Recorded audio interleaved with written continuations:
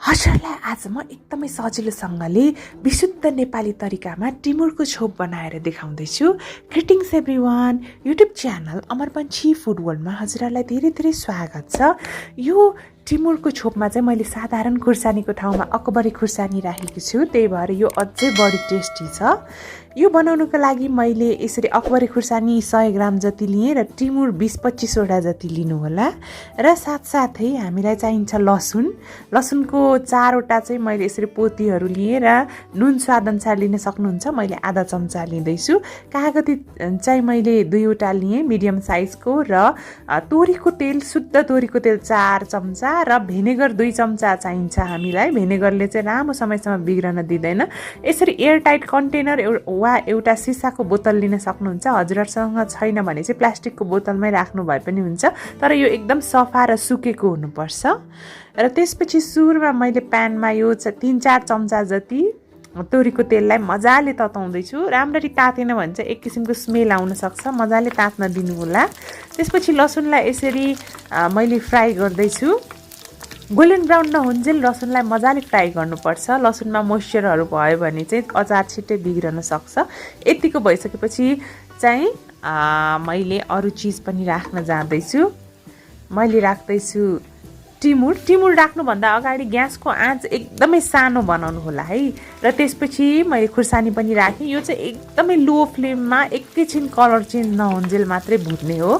धेरै बेर भुट्न थाल्यौँ भने चाहिँ टिमुरको टेस्ट नै जान्छ, त्यही भएर एकदम सानो आँचमा यसरी एकैछिन मात्रै भुट्ने हो। र त्यसपछि यसरी ग्यास अफ गरेँ मैले। त्यसपछि नुनलाई राखेँ, कागती 2 वटालाई राखिदिएँ अमिलोको लागि। र ठ्याक्कै बजारको जस्तै बनाउन चाहनुहुन्छ टिमुरको छोप भने चाहिँ हजुरहरूले यो एमएसजी वा टेस्टिङ पाउडर राख्न सक्नुहुन्छ। अजिनामोटो चाहिँ आधा चम्चा।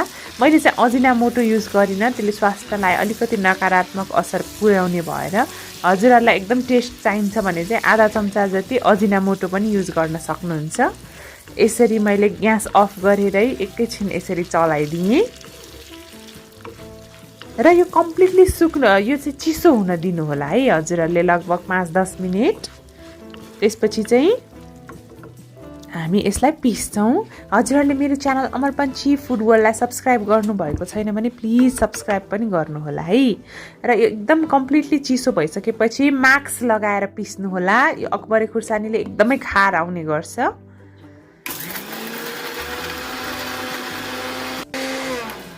हजुरहरूले पिस्दाखेरि चाहिँ यसरी मजाले दरदरा हुने गरेर पिस्नु होला। पुरै धुलो पिठो पनि बनाइराख्नु पर्दैन।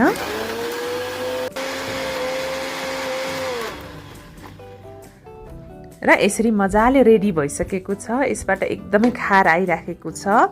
अलि हल्का चिसो भइसकेपछि यसरी मैले एयरटाइट कन्टेनरमा स्टोर गरेँ। यसमा चाहिँ भिनेगर पनि हालेको भएर चाहिँ यो अचार हत्तपत्त बिग्रदैन 4-5 वर्षसम्म पनि।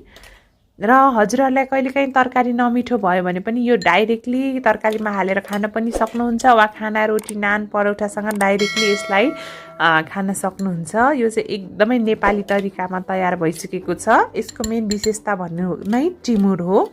एकदमै टेस्टी छ। Thank you so much for watching. Have a nice day. Happy cooking. Bye by.